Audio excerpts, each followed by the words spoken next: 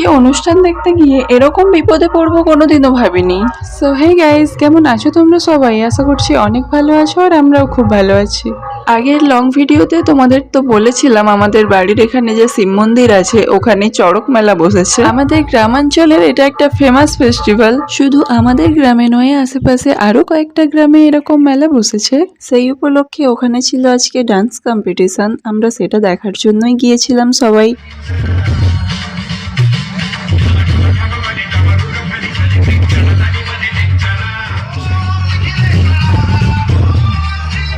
Competition তো ভালোভাবেই শুরু হয়েছিল আর এখানে দেখো কত লোক বসে দেখছিল।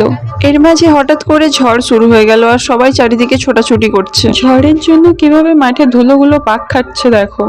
আমরাও ছুটে ছুটে বাড়ি আসার কথা ভেবে বেরিয়ে আসছিলাম। তারপর রাস্তায় দেখি যে সেই দিনের ফুচকা দোকান, যেটা আমরা সেদিন দোকান দেখেছিলাম কিন্তু দোকানদারকে খুঁজে পাচ্ছিলাম না। তাই আমাদের চিন্তা ভাবনা ঝড়ে উড়ে যেতে হয় যাব, কিন্তু ফুচকা খেয়েই যাব।